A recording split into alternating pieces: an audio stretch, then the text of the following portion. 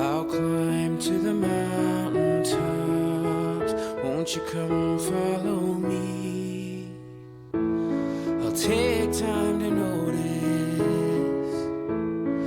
all that I see.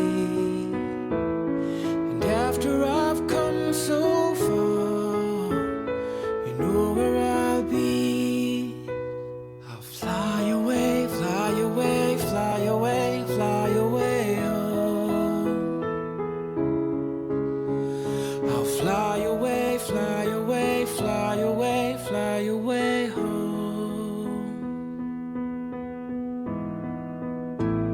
But life is a vision, that's how it should be. The world is a canvas, and the choices are free. At the end of the journey, where all is complete,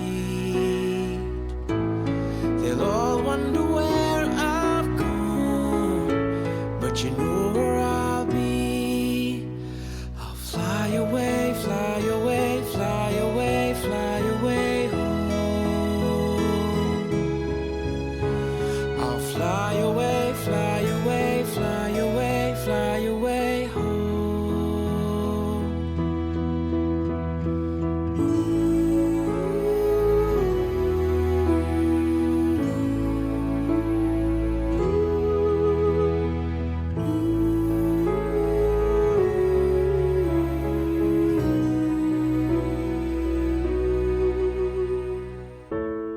Our dreams last forever, for all that we know. The roads come together, and that's where we'll go.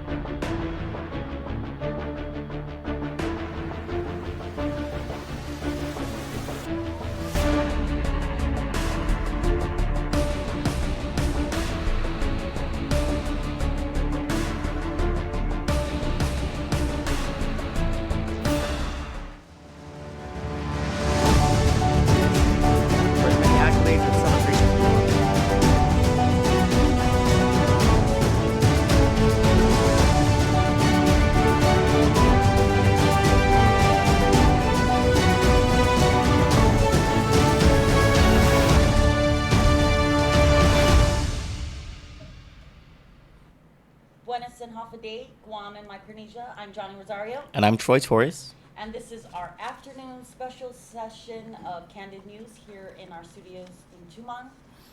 Welcome, everybody.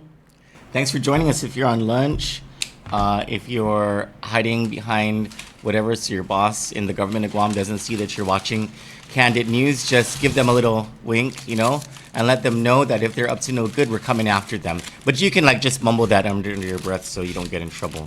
Well, I did stop by a place to buy some. What is that? I left the other half for you. Oh, I love Yeah. you.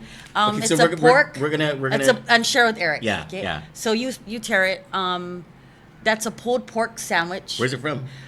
From across Auto Spa, that those container. Yeah. I think it's called something Island Girl, right? Yeah. Or The something. coffee place? Yeah. Oh, sweet deal. Thank It's you. delicious. This is gonna keep our butts. Well, I don't need any help in that department, that's for Yeah, sure. well, I do. We have a Saki alert. Oh, we do. Yeah, the same one from last night. Oh, okay. Yeah. Did you notice the color of my shirt? It's nice. Did you Why notice is it it on the that screen? color? Because of the green screen. Oh, Cool, huh? Oh, yeah. My shirt's really green. Oh, there we go. Anyway, so our Saki alert. So Antoinette Saki Sanchez. Mm-hmm. She literally stole candy from kids, cookies, as a matter of fact, $210 worth of cookies, or the value of cookies, and she is not responding to the person who she She stole it actually from. did respond and told the person she'll meet her to pay her, and she never showed up. Her cell phone number is 971-3331, and she is currently employed at GRMC Guam, the new hospital. I'm not sure what department, but let's just hope she's not working in the department of Financials. Yeah. She's in the department of Saki. That's what she's. I am searching for in my email I was sent. Oh, here we go. There is, for the first time, an adoption agency on Guam. Oh, wonderful. Yeah, I know, and I was sent this information from. It's called Ohala Adoptions, and here's the information here.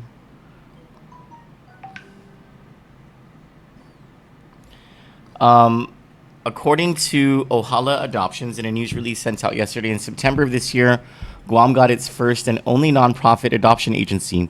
In an effort to provide options to expectant mothers, Executive Director Lori Boss formed Ohala Adoptions, meaning hope in Chamorro. I'm saying that so wrong, aren't I? Like, I don't think my grandma would have ever said Ohala. What is it? I don't know. How do you know how to say that, Prim? Hope, it means hope in Chamorro. Ohala? I don't know. I've never heard the word. Together with directors Tracy Anderson and Kelly Larson. Ohala. Doesn't that mean to like pool or something? I don't know. They represent several facets of the adoption process. With experience as a foster parent, an adoptee, and an adoptive parent, their intimate knowledge of the experience of adoption serves to guide them in helping all members of the adoption team through the experience. It is the mission of Ohala, I don't know how to say that, to not only provide permanent families to the children of Guam, but to offer hope, comfort, and dignity to expectant mothers. Lori Boss said, quote, "At Ohala Adoptions, we strive to give birth mothers a voice in the adoption process by allowing them to select the family that they would like to place their child with. Adoption can be a positive and loving way to move forward from an unwanted or unplanned pregnancy. We want the women of Guam to know they have options." Unquote. In addition to legal adoption services, Ohala offers expectant mothers the following services at no cost: guidance, support, education, and post-adoption resources. A little bit about the organization. From the beginning of their formation, Ohala has seen continued support from nonprofit service organizations, government, and church officials. They hope to continue to gather support from the community in an effort to promote alternative options for those most in need of their services. To find out more or to get involved, visit ohalaadoptions.org. This kind of flies in the face of the government-sponsored effort to contract or hire or whatever an abortion doctor. Well, not flies in the face. I mean, I'll be fair about that. This is, as they say, it provides an alternative to unwanted and unplanned pregnancies. And I think for the longest time, one of the pro-choice movement's biggest criticisms was, there aren't enough foster homes and there isn't even an adoption agency on Guam. But I mean, now there is. And people can armchair quarterback as much as they want now with regards to all those Mariana's dirty laundry videos and photos of mothers and fathers maybe not doing their jobs so correctly. Maybe, Ohala now provides free guidance, support, and education to parents, and also post-adoption resources. I think one of the main reasons why adoption, when it's on paper, hasn't been really effective here on Guam is because people talk. Then they talk about how you gave up your child, and they shame your family, and they shame, So hopefully this we just need to educate people that it's okay to, if you feel like something either tragic happened to you or non-tragic, and you feel like you or you're not capable of taking care of that baby, it's okay. Yeah. Actually, a lot of people on Guam are weird. I think the best thing to do is to give that baby to somebody that's gonna love them. A lot of people on Guam are actually, a lot of people throughout Micronesia are weird. In the Chamorro custom or Chamorro culture, it's called mapoksai. And I don't know if that's just Guam. I don't know if that's also the term that's used in the CNMI or in the NMI. But mapoksai, that's a big thing. Like, my parents divorced when I was 3 years old. My dad took custody of me. But he was working all the time, to support the family, pay child support, all that stuff, right, for my older brother and sister. And my grandparents pretty much reared me. Like, I was with my grandparents all the time.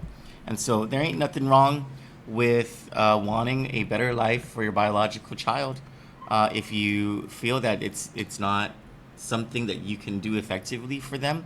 But that's the reason why I think that adoption agencies haven't really, because of the culture. Okay. That's a really good point. Usually, and most people want to keep it off paper, right? Off paper, or let's say they pretend they're not pregnant, and then they give birth, and then the parent of that child usually will say that that's their child. Okay. You know what I mean? It's Guam's culture. Yeah, I see what you mean.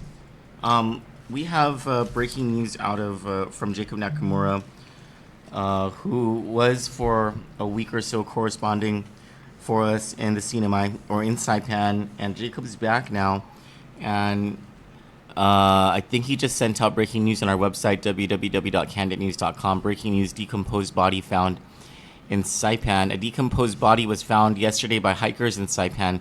CNMI law enforcement authorities are investigating the case and have not released any information on whether the body was that of a man or a woman. Hikers in the Bird Island area came across the body located right off the water in a rocky area. The body was decomposed, appeared to be naked, and had a white container smashed on the ground next to it. According to Saipan sources, police are not aware of any missing person cases that could be related to this situation. This story is developing. And then there's a picture. Sorry, Prem, I forgot to send it to you before I started reading the story. But there's a picture where we black out the body itself, and this is the beach side, and there is a smashed white container just right there. We'll share that. Well, actually, it might already be on the website, www.kanditnews.com. There's also breaking news with, and we'll get back to Saipan. Actually, our two top stories today for this morning's news are regarding Saipan. But before that, the storm. We just, right before we got on, received word from the Japan Meteorological Association that Tropical Depression 29W was upgraded to Tropical Storm Komori. I don't know what Komori means yet. But here's... Ashley, you want to take this? Sure. Take it out. There you go.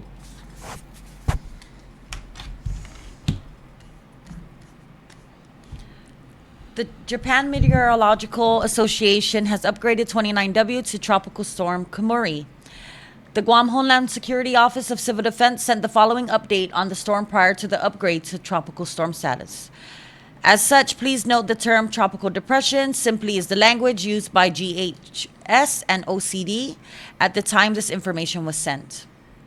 As a precautionary measure, Governor Luliangro has placed Guam in condition of readiness 3 at 11 a.m. today. At Core 3, damaging winds of 39 to 57 miles per hour are expected within 48 hours. On its current track, Tropical Depression 29W is expected to pass south of Guam.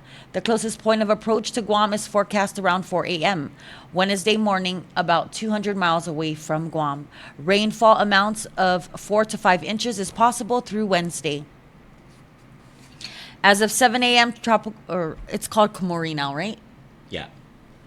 As of 7 a.m., Komori was located near 9.4 degrees north latitude and 150.2 degrees east longitude, about 495 miles southeast of Saipan and 465 miles southeast of Guam. Komori is moving west-northwest at 17 miles per hour with maximum sustained winds of 30 miles per hour. At this time, destructive winds of 58 miles per hour or more and typhoon force winds of 75 miles per hour or more are not expected for Guam. The onset of damaging winds of 39 miles per hour or more are expected this evening and to last through Wednesday morning. The maximum sustained wind predicted for Guam is 50 miles per hour with higher gusts over southern Marianas. Guam can expect downed limbs from trees, some damage to poorly constructed structures, or poorly secured holiday decorations, some secondary lines due to fallen limbs, poorly constructed signs, damage, and very strong rip currents. Rip currents are life-threatening. The community is advised to take precautionary measures now before inclement weather arrives this evening. Stay up to date with the latest information. There may be changes to the storm track or intensity or changes in condition of readiness. Locate or prepare your emergency preparedness kits for your household. Stock up on non-perishable food items and water for your household. Flashlights, first aid kits, batteries, matches or lighters, portable stove, toiletries, etc. Secure important documents such as birth certificates, tax papers, and insurance documents and keep copies in a waterproof bag. Clear loose debris around your yard and store any items that may become airborne with heavy winds such as canopies, tarps, or trampolines. Gas your vehicles and get fuel for your generators now while the weather is clear. Those living in areas prone to flooding should be prepared to take action. Clear drainage areas and unblock clogged storm drains in your area to minimize the chance of flooding. Avoid camping, parking, or hiking along streams, rivers, and creeks during heavy rainfall. These areas can flood quickly and with little warning. Avoid hazardous seas. Rip currents are life-threatening. So this storm kind of just creeped up on us, but Kandit's been following this and bringing updates thanks to our weather woman, Barbara Panty Down Brown. You know, I actually, not that I'm happy that it turned into a storm, but I love it when you do these storm things. No, Barbara does. No, I love it when you, meaning us, right? I love it when we do it and then we get feedback that, oh my God, Kandit's just blowing it out of proportion. I love it. I love it. All of a sudden it's, oh, there's a storm coming. Yeah. Everyone prepare. Well, to be fair, no, I think the meteorologists are saying it's going to be something like a banana storm.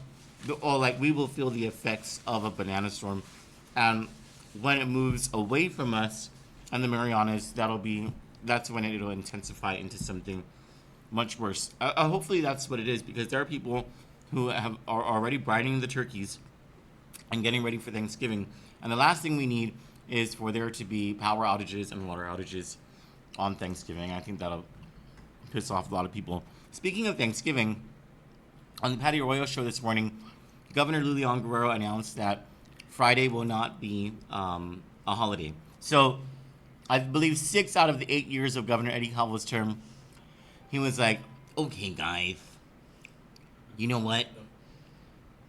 It's good for the economy, and so we're going to make Black Friday a holiday. Not Governor Lulian Guerrero. She's like, you know, we have financial issues or whatever. And we need to pay Janela, so everybody sign leave if you want. This is what she said. I shizzo you not.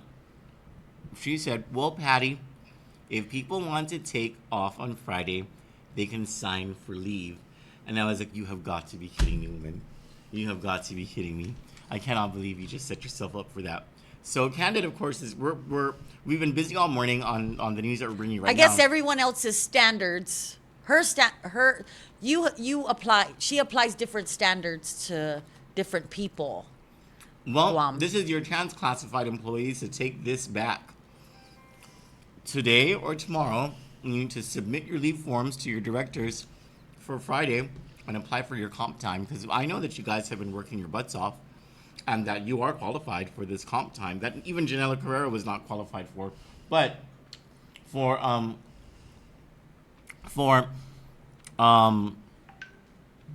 classified employees, many of you do accrue comp time.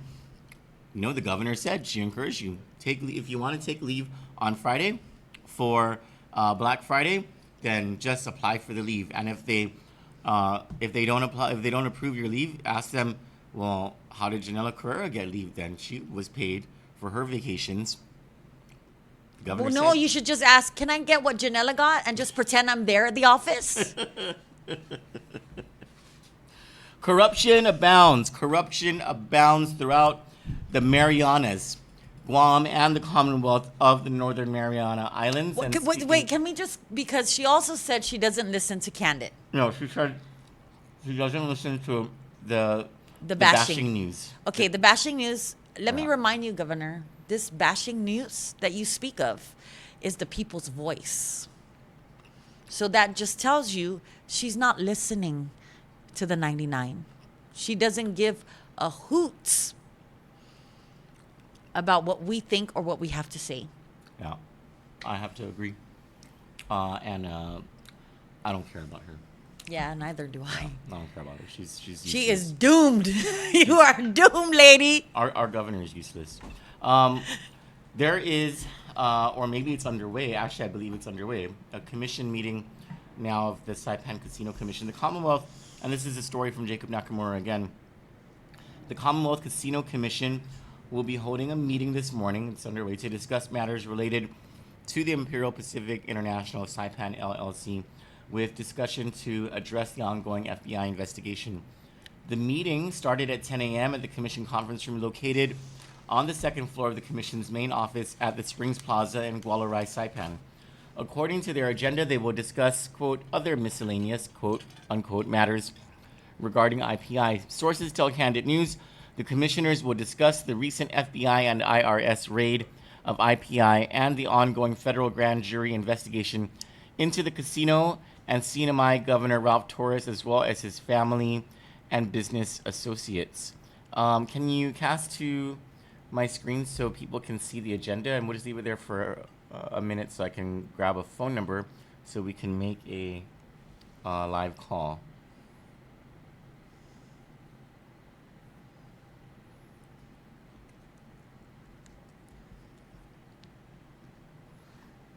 Oh, and I'm sorry, that coffee shop is called Slingstone. Oh, Delicious, though. So what's Island Girl? The other drive-up coffee places in Barragata, and I feel so bad because the girls there are really nice at Slingstone. 27232. That was a good sandwich. Mm-hmm. You see this agenda?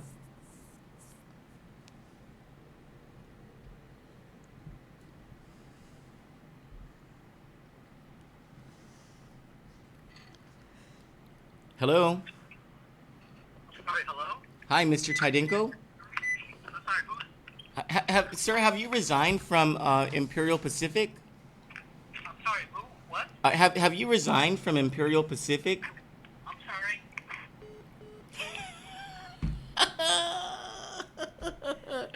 Just like his sister Dan Tydinko. That was attorney Phil Tydinko, whom several sources have told us this morning resigned from Imperial Pacific International CNMI LLC. Is that going to help him from whatever he did prior? I don't think so. Yeah. But maybe he has to prepare for his defense. So we have not been able to confirm that. That's why we called his cell phone to get confirmation whether he has resigned from Imperial Pacific. We've been calling their offices all freaking morning. We even called the Hong Kong office, and no one's answering the phones. The only... Hold on. Let's... Hold on 1 second. We can call something else. He's straight up hung up on us.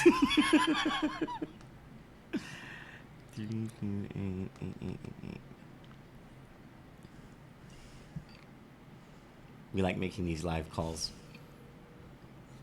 Sort of freaks people out, you know. Gets the blood circulating throughout the political arteries. If there's any. And a little bit of pee comes out. And a little bit of pee comes out. It'll be like those public documents that Benny Rosalind says will never be relieved. Now the main line of the Saipan casino is not answering the phone.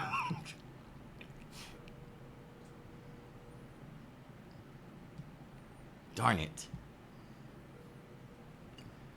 So if anyone is able to confirm what our sources are telling us, and when we say confirm, we mean that you have to have first-hand, you were there account of the resignation, or you have a copy of the resignation letter, or Phil Tidinko himself told you that he resigned from IPI. Please feel free to let us know. My phone number is 671-456-4237. The line to the office is 671-922-NEWS. That's 922-6397. And Johnny's number is 671-797-7082.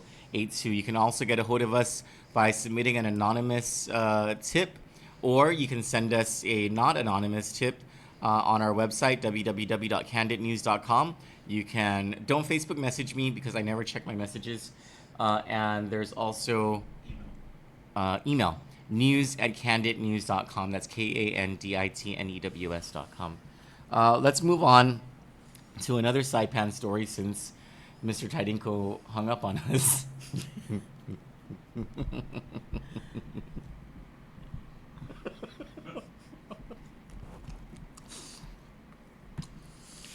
Thank you to our sources. A document was leaked to us, and boy, oh boy, is it bad. Governor Ralph Torres is big pimping it, man, at least from November to January, November 2018 to January of this year. This guy was living it up. While the Commonwealth of the Northern Mariana Islands Department of Education begs the Torres administration for money, leaked documents from the CNMI governor's office reveal the gross misuse of public funds by Governor Ralph Torres.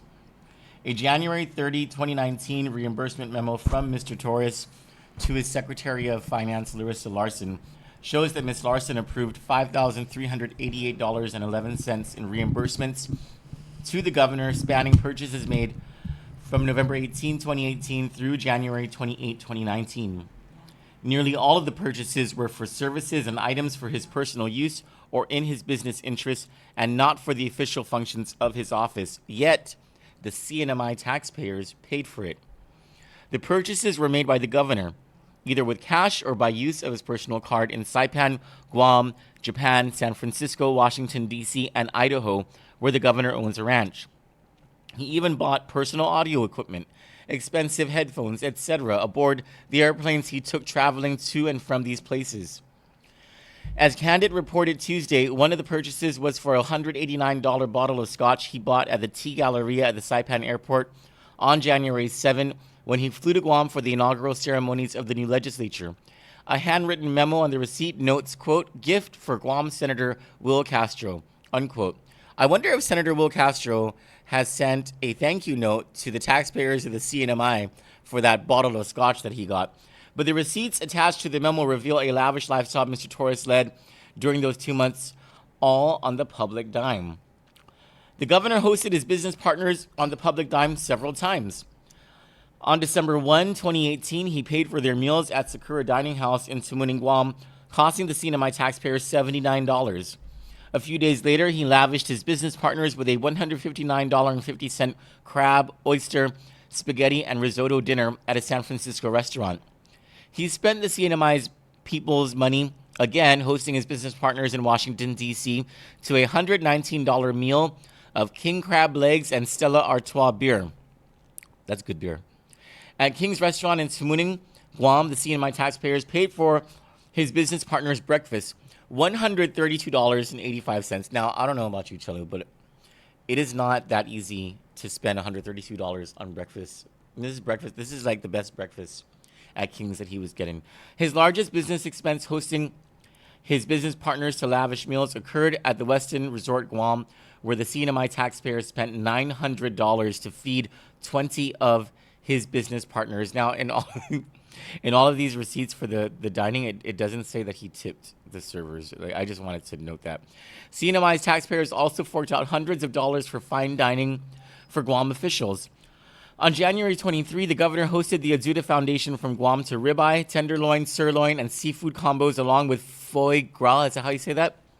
At the Fiesta Resort Saipan for a total of $503. On January 15, he hosted Guam Governor Lulian Guerrero at the Hyatt Regency Saipan. They ate sashimi and, get this, 9 lunch buffets for a total bill to the CNMI taxpayers of $314. At 9 lunch buffets, I hope he had Senator Amanda Shelton with him there as well to help them eat all that food. In Idaho, where his family ranches, the governor went to Walmart and bought himself a GoPro Hero 7, that's the latest one, several expensive micro SD cards, a GoPro Jaw, I don't even know what that is, and other items of personal use. The CNMI people spent $713.38 for these expenses at this trip to Walmart. The other Walmart shopping spree he went on cost the CNMI taxpayers $417.35. At that Walmart, he bought 2 $54 70-quart coolers, earbuds, USB chargers, soft candy, and Cheetos.